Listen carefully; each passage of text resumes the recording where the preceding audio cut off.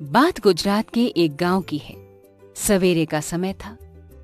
विद्यार्थी पढ़ने के लिए स्कूल जा रहे थे। रास्ता एक पगडंडी से होकर जाता था। लड़के एक दूसरे के पीछे चल रहे थे। तभी एक लड़के के पैर में ठोकर लगी। सड़क पर एक नुकीला पत्थर पड़ा था। पत्थर लगने से उसके पैर से खून बहने लगा। चोट जोर की थी। वो वहीं बैठ गया।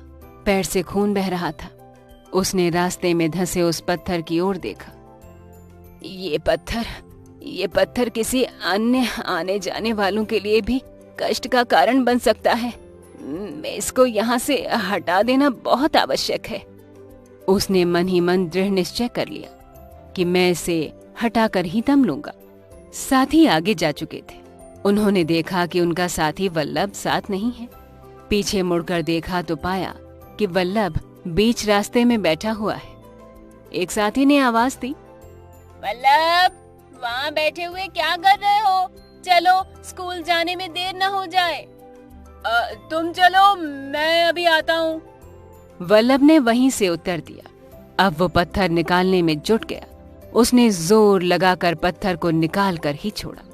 उसने पत्थर को पास के गड्ढे में फेंक दिया।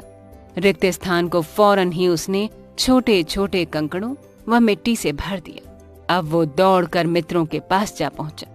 मित्रों ने पूछा, वहाँ क्यों रुक गए थे?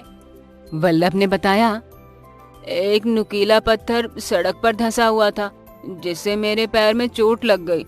उसने अपना पैर आगे किया। साथियों ने कहा, अरे, तुमने इस पर पट्टी क्यों नहीं बांधी?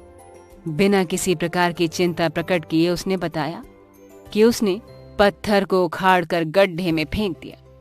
सब विद्यार्थी स्कूल पहुंचे। कक्षा में पढ़ाते हुए अध्यापक की दृष्टि वल्लभ के पैर पर पड़ी। वहां चोट देखकर अध्यापक ने वल्लभ से उसका कारण पूछा तो उसके साथियों ने सारी घटना सुना दी। अध्यापक ने दवा लगाकर पट्टी बांध दी। फिर प्रसन्नतापूर्वक गले लगाकर उसे शाबाशी दी और कहा, तुम अपने विचारों और स्वभाव के कारण एक दिन अवश्य महापुरुष बनोगे। अध्यापक की वाणी सत्य साबित हुई। यही बालक बड़ा होकर भारतीय स्वतंत्रता संग्राम का नायक बना और लौह पुरुष वल्लभ भाई पटेल के नाम से विख्यात हुआ।